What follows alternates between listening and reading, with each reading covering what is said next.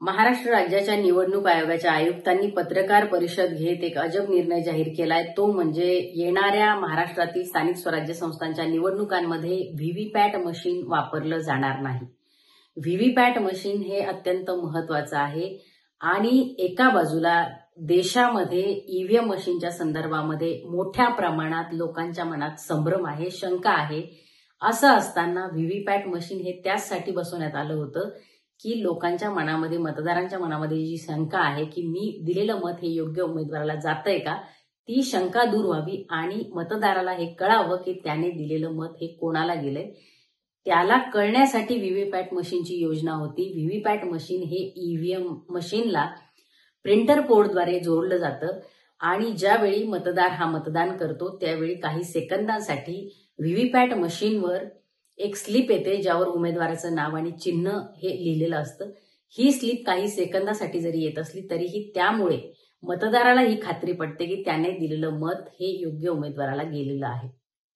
आता असं असताना राज्यात आणि देशात ईव्हीएम मशीनच्या बाबतीत इतकी संभ्रमावस्था असताना आज राज्य निवडणूक आयोगाचे आयुक्त जर असं सांगतायत की व्हीव्हीपॅट मशीनचा वापर हा स्थानिक स्वराज्य संस्थेमध्ये केला जाणार नाही, याचा अर्थ मोठ्या प्रमाणात व्हीव्हीपॅट आणि ईव्हीएमच्या संदर्भामध्ये जे काही शंका आहेत त्या शंका ह्या खऱ्या आहेत असं म्हणायला वाव आहे. मुळात असं सांगितलं जातंय की मनुष्यबळाची कमी आहे आणि त्यामुळे टप्प्याटप्प्याने निवडणुका घेतल्या जाणार आहेत.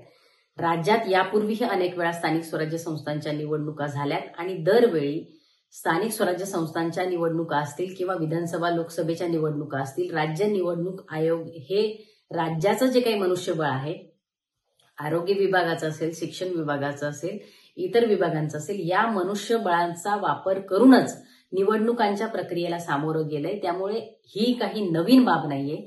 दुसरी महत्वाची गोष्ट की राज्य निवडणूक आयोगाला जर असा निर्णय घ्यायचाच होता तर किमान राज्यातील जे सगळे पक्ष आहेत त्या पक्षांच्या प्रतिनिधींना बोलावून त्यांचं मत विचारात घ्यायला हवं होतं. परंतु दुर्दैवाने अशी कुठलीही प्रक्रिया ही पार पाडण्यात आलेली नाही आणि अत्यंत मनमानी पद्धतीने राज्य निवडणूक आयोगाने व्हीव्हीपॅट मशीन न ठेवण्याचा हा निर्णय राज्यावर लादलेला आहे, जो तुघलकी निर्णय आहे.